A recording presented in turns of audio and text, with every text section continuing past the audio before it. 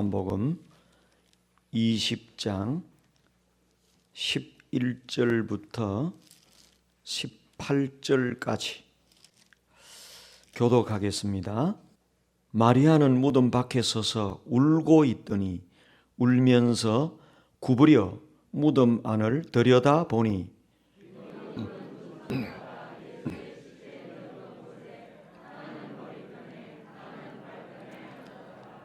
천사들이 이르되 여자여 어찌하여 우느냐 이르되 사람들이 내 주님을 옮겨다가 어디 두었는지 내가 알지 못함이니이다.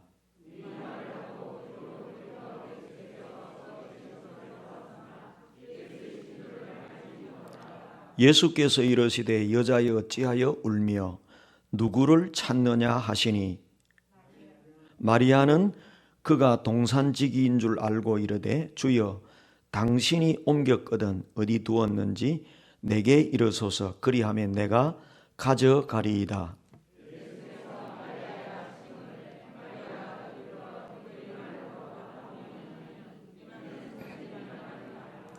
예수께서 이르시되 나를 붙들지 말라 내가 아직 아버지께로 올라가지 아니하였노라. 너는 내 형제들에게 가서 이르되 내가 내 아버지 곧 너희 아버지 내 하나님 곧 너희 하나님께로 올라간다 하라 하시니 다같이 막달라 마리아가 가서 제자들에게 내가 주를 보았다 하고 또 주께서 자기에게 이러니라. 아멘. 부활의 주님을 만납시다 하는 제목으로 함께 은혜를 받도록 하겠습니다.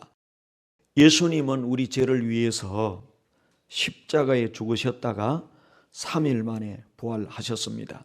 우리의 신앙은 십자가와 부활 위에 세워져야 합니다. 그런데 한 가지 생각할 것이 있습니다. 그것은 예수님이 부활하셨다. 이것을 알고 믿는 것으로 그쳐서는 안 됩니다. 오늘 우리 대부분의 사람들은 예수님이 3일 만에 부활했습니다. 내가 믿습니다. 이 믿음은 지식의 믿음입니다. 우리는 부활의 주님을 만나는 자리로 나아가야 합니다. 체험적인 신앙의 단계로 나아가야 한다는 것입니다. 부활의 주님을 만나는 체험적 사건으로 나아가야 할 줄로 믿습니다. 부활 사건은 이미 과거 사건이에요. 2000년 전에 일어났던 사건이에요. 그것을 알고 믿는 건 지식적인 믿음입니다. 필요합니다. 그런데 오늘 우리의 부활 신앙은 어떻게 되어야 됩니까? 그 부활하신 주님을 영으로 만나는 것, 이게 오늘 우리가 해야 될 현재적 사건이고 체험적 신앙이다. 다시 한번 부탁합니다. 예수님 부활하셨다 알고 믿는 것으로 그치지 말고 부활하신 그 주님이 오늘도 찾아오셔서 만나는 역사가 일어나기를 주님의 이름으로 축원합니다. 만나면 변화됩니다. 만나면 뒤집어집니다. 보세요. 부활의 주님을 만난 사람은 다 변화됐습니다. 사도 바울은 예수 안 믿는 사람이었어요. 예수님 믿는 사람 핍박하던 핍박자였습니다. 그런데 이 사도 바울이 예수 믿는 사람을 잡아 죽이려고 다메섹으로 공문을 받아가지고 가는 도중에 다메섹 도상에서 부활한 주님을 만납니다. 바울은 예수님 십자가에 죽고 난 다음에 부활한 주님을 만나고 개종했어요. 사도 바울은 예수님 따라다니던 제자는 아니었어요. 사도 바울은 주로 예수님 믿는 사람, 교인들을 잡아 죽이는 그런 핍박자였습니다. 주님을 만난 적이 없어요. 주님을 핍박한 적이 없어요. 그런데 다메섹 도상에서 부활의 주님이 나타나서 사울아, 사울아, 내가 왜 나를 핍박하느냐. 환상 가운데 그때 사울이 내가 언제 주님을 핍박했습니까? 항변해요. 그런데 주님께서 이제 부활하신 주님께서 이 사울을 거꾸로 때리십니다. 부활의 주님을 만나게 되고 체험하게 되고 그 이후에 핍박자 사울은 선교사 바울로 바뀌어버립니다.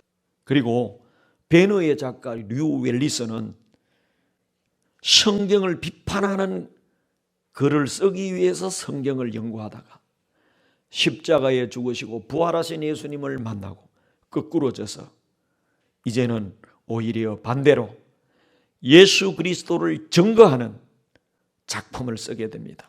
그 작품이 유명한 벤허죠. 벤허. 벤이라는 아들이에요. 허라는 거 뭡니까? 그죠. 그의 아들, 하나님의 아들이라는 거예요. 할렐루야. 예수는 하나님의 아들이십니다. 이 예수 그리스도를 만나기를 바랍니다. 잎사귀만 무성한 우리의 신앙이 돼서는 안 됩니다. 예수, 그분을 만나야 모든 문제 해결됩니다. 제 문제 해결됩니다. 질병의 문제 해결됩니다. 인생의 문제 해결됩니다. 우리나라의 가장 흉악한 죄수 중에 한 사람이 그 고재봉입니다. 고재봉이는 군대 생활할 때 자기를 영창 보낸 그 대대장을 죽이기 위해서 영창 갔다가 대대장 집에 찾아가 가지고 도끼로 일가족 5명을 죽였어요. 잔인한 그 죄수입니다. 사형수예요. 근데 알고 보니까 자기를 영창 보낸 대대장이 아니고 그 대대장은 자기가 감옥에 있는 동안에 다른 데로 가고 새로 부임한 대대장 가족을 죽여버린 거예요. 억울한 사람 5명 죽인 거죠. 그리고 체포되어서 사형언도를 받습니다. 아주 잔인한 사람이죠. 포악한 사람이에요.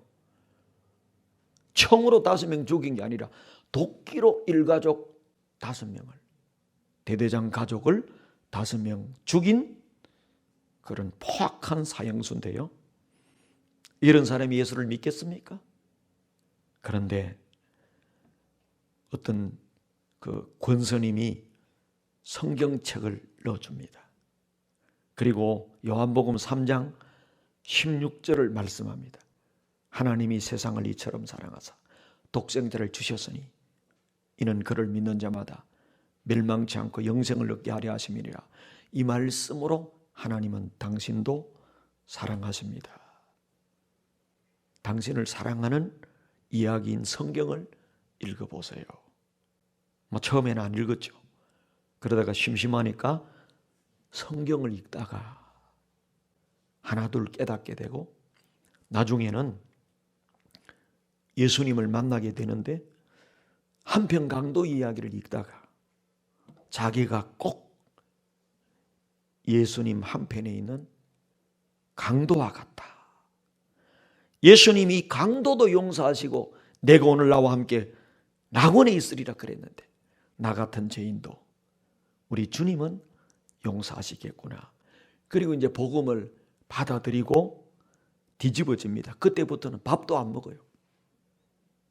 나 같은 쓰레기 같은 인간은 밥을 먹을 자격도 없다. 그리고는요, 아침부터 저녁까지 성경만 읽습니다. 하루 종일 완전히 변화됩니다.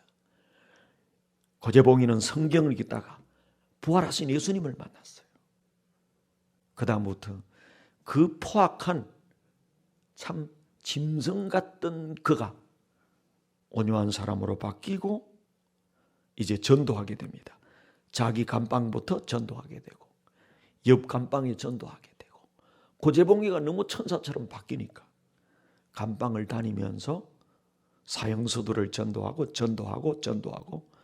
때로는 억지로 결신시키고 그래서 기록에 의하면 그 육군 교도소에 2,000여 명의 죄수가 있었는데 1,800명 90%를 영접시켰다고 그래요. 그리고 나중에 결국 아무리 예수 믿고 변해도요 벌은 받아야 되거든. 사형수로 죽습니다. 여러분 고재봉이가 마지막에 사형수로 죽을 때 인내하신 구세주여 내 말 들어서 죄인노라 하실 때에 다른 사람 부르지 말고 날 부르소서. 그리고 기도합니다. 하나님 저 같은 쓰레기 마지막에라도 복음을 전도받아서 예수 믿고 내 육신은 사형수로 죽지만 내 영혼을 건져주시니 감사합니다. 마지막에 죽으면서 감사하고 죽습니다. 예수를 만난 사람은 완전히 변화될 줄로 믿습니다. 비록 그는 사형수로서 마땅히 사형을 당해야 돼. 죽임을 당해야 됩니다. 죄의 값은 치러야 됩니다. 그러나 그 영혼은 죄 용서받아서 구원받게 된 줄로 믿습니다. 어떻게 이런 포악한 고재봉이가 변화받아 구원받게 됐습니까? 예수님을 만났기 때문에. 무엇으로? 성경을 읽다가.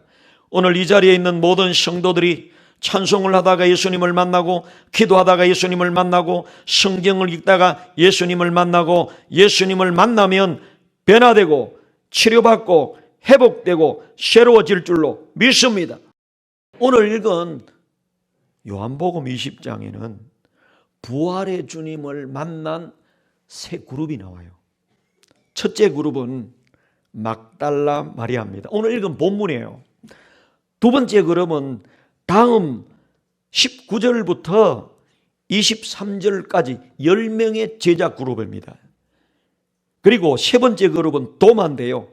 24절부터 29절까지. 그래서 오늘 요한복음 20장은 부활의 주님을 만난 사람들의 이야기를 열거하고 있어요.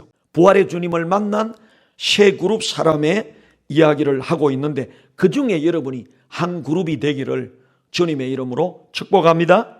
첫 번째 그룹은 막달라 마리아입니다. 11절부터 18절에 부활하신 주님을 처음 만난 사람은 막달라 마리아 여자였습니다. 막달라 마리아가 어떤 여자입니까? 오늘 본문에 보면요, 슬픔에 빠져 있는 여인이에요.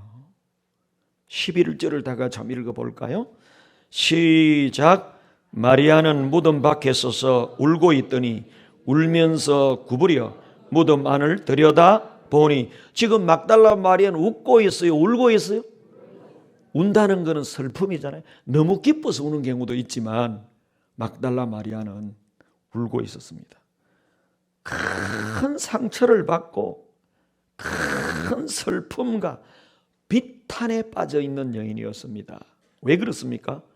막달라 마리아는 예수님을 너무너무 사랑했어요. 예수님이 돌아가셨을 때 큰 슬픔과 비탄에 빠져 있습니다. 왜냐하면 막달라 마리아는 예수님을 너무너무 사랑했거든요.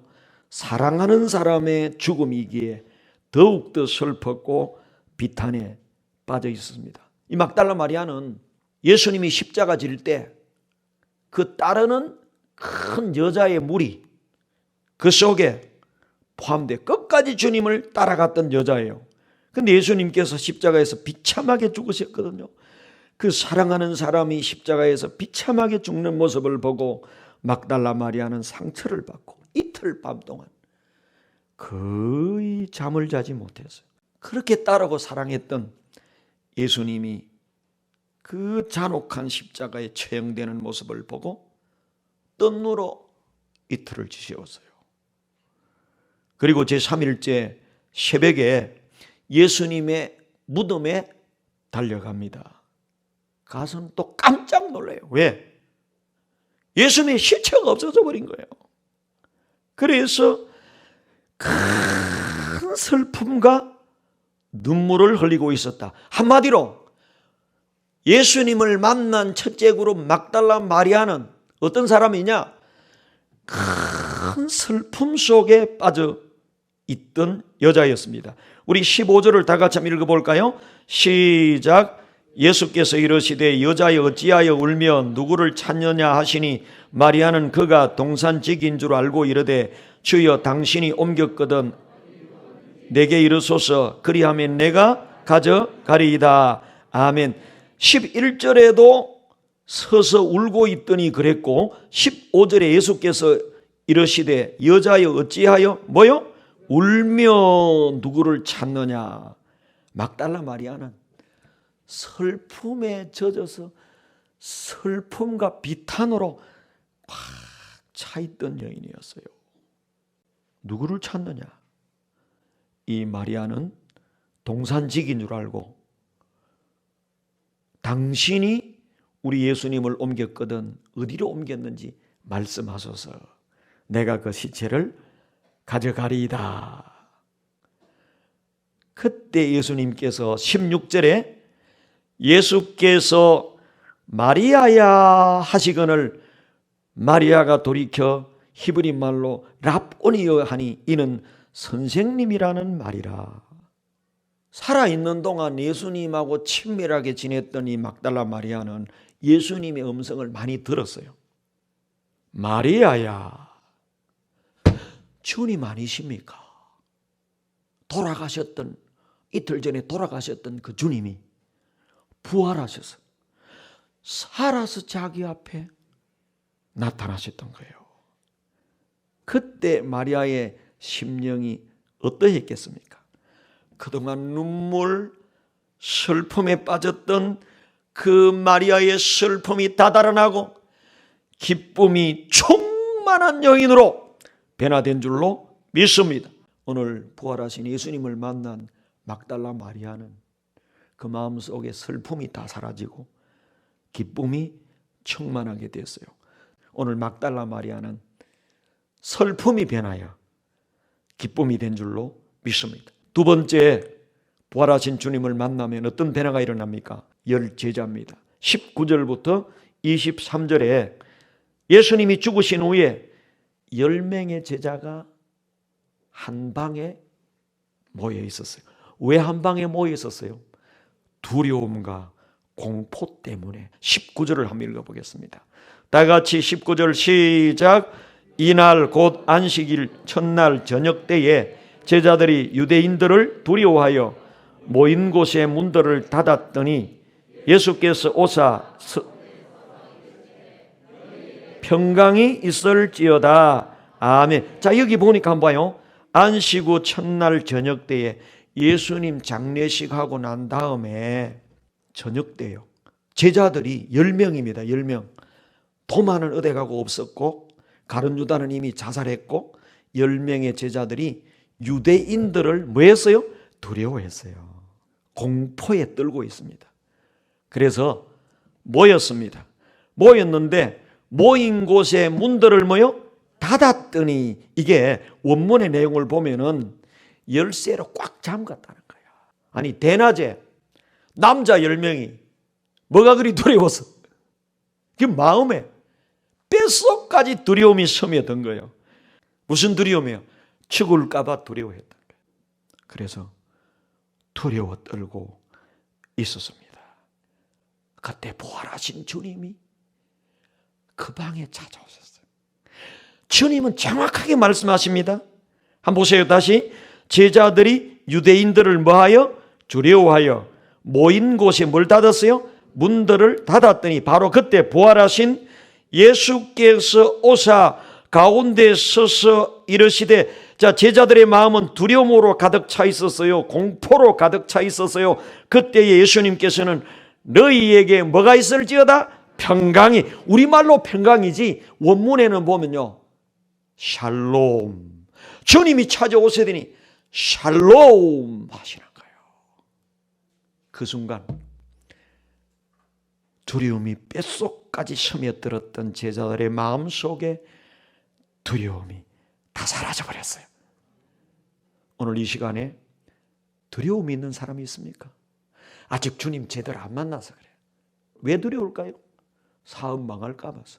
왜 두렵습니까? 죽을까 봐서. 잘못될까 봐서. 마귀가 주는 것이 두려움이에요. 두려움은 하나님이 주는 게 아니에요. 이 시간에 마음에 두려움이 있는 사람은 예수님, 부활의 예수님을 만나기를 바랍니다. 부활의 주님을 모셔드리기 바랍니다. 우리 주님께서 여러분의 마음을 지금 녹화하고 계십니다. 마음 문을 여시기 바랍니다. 지금 전하는 말씀과 함께 이 말씀을 여러분 속에 받아들이기를 바랍니다. 다 같이 한번 하겠습니다. 샬롬! 평안이 있을지어다. 주님이 내 속에 들어오면 두려움이 떠나가고 평안이 임하는 줄로 믿습니다. 부활의 주님을 만나면 슬픔이 사라지고 기쁨이 충만해지고 두려움이 사라지고 평강이 임합니다. 세 번째, 누가 주님을 만났습니까? 도마입니다. 오늘 성경 24절부터 29절에 부활하신 주님과 도마가 만나는 장면입니다. 도마는 바로 앞에 10명의 제자들이 있을 때 주님이 살롬하고 나타났잖아요. 그때 외출하고 없었어요. 도마가 외출하고 돌아왔더니 10명의 제자가 도마야, 예수님 부활하셨다, 우리가 만났다. 그러니까 도마가 무슨 그런 거짓말하느냐, 그게 과학적으로 맞는 이야기냐, 의학적으로 맞는 이야기냐. 그러면서 도마가 뭐라 그럽니까? 믿을 수 없어? 나는 보기 전에는, 만지기 전에는 믿을 수 없어. 만지더라도 그 손의 못자국을 만져보고 내가 그 옆구리에 창자국에 내 손을 넣어보지 않고는 믿지 아니하겠노라. 도마의 마음속에는 의심으로 가득 찼어요. 예수님을 만나지 않은 사람들은 그저 의심합니다. 받아들일 수가 없어요. 결국 뭡니까? 똑같은 11명의 제자인데 10명의 제자는 뭐예요? 평안과 기쁨이 충만한데 만나지 못한 도마는 의심, 두려움, 불안으로 가득 찬 거예요. 오늘 이 교회 안에 주님을 진정으로 만난 사람과 만나지 않은 사람은 동일한 자리에 앉아 있지만 그 마음의 상태는 다른 것입니다. 오늘 이 시간 영으로 찾아오시는 그 주님을 만나기를 바랍니다. 이 시간 말씀을 받아들이는 사람은 주님을 만나는 것인 줄로 믿습니다. 그때 주님이 찾아오셨습니다. 여러분 한번 보세요. 성경에 26절에 8해를 지나서 제자들이 다시 집안에 있을 때에 누구도 함께 있었어요? 도마도. 그래 11명이 함께 있고 문들이 닫혔는데 예수께서 가운데 오사 이르시되, 다시 말씀하죠. 너희에게 뭐가 있을지어다? 평강이 있을지어다. 지금 누가 평강이 없어요? 도마에게 평강이 없습니다. 그리고 도마에게 말씀합니다. 도마야, 너는 내 손가락을 가지고 내 못자국을 보고 창자국을 만져봐야 믿겠다고 그랬지. 도마에게 이르시되 내 손가락을 이리 내밀어 내 손을 보고 내 손을 내밀어 내 옆구리에 넣어보라. 그리하여 믿음 없는 자가 되지 말고 믿는 자가 되라. 자, 이제 도마가 눈으로 부활하신 주님을 목격하게 됩니다. 그때 도마가 완전히 바뀌어버립니다. 28절 다 같이 시작. 도마가 대답하여 이르되 나의 주님이시요 나의 하나님이시니이다. 예수님께서 말씀합니다. 예수께서 이르시되 너는 나를 본고로 믿느냐? 보지 못하고 믿는 자들은 복되도다 하시니라. 도마가 어떻게 바뀌었어요? 부활의 주님을 만나기 전까지는 여전히 불안과 의심으로 꽉 차 있었어요. 부활하신 주님이 나타내셔서 만나 주셨을 때 그의 마음속에 불안이 떠나갔어요. 의심이 떠나가고 확신이 생기면서 뭐라고 그랬어요? 예수님을 보고 나의 주시요 나의 하나님이시니이다. 할렐루야. 여러분, 우리의 신앙이 언제 확실해집니까? 성경을 백독하면 확실해집니까? 아니에요. 예수님을 한 번만 만나도 우리의 신앙은 확신으로 가득 차게 될 줄로 믿습니다. 기도하다가 만나시기 바랍니다. 찬송하다가 만나시기 바랍니다. 예배드리다가 만나시기 바랍니다. 말씀을 듣다가 부활의 주님을 만나면 여러분 속에 모든 의심 다 사라지고 그때부터는 설명해 줄 필요도 없어요. 논리로 설명해 줄 필요도 없어요. 내가 만나고 나면요 그냥 다 깨져버려요. 확신을 갖게 돼요. 오늘 이 저녁에 주 앞에 나온 사랑하는 성도 여러분, 부활의 주님을 만나기를 주님의 이름으로 축복합니다.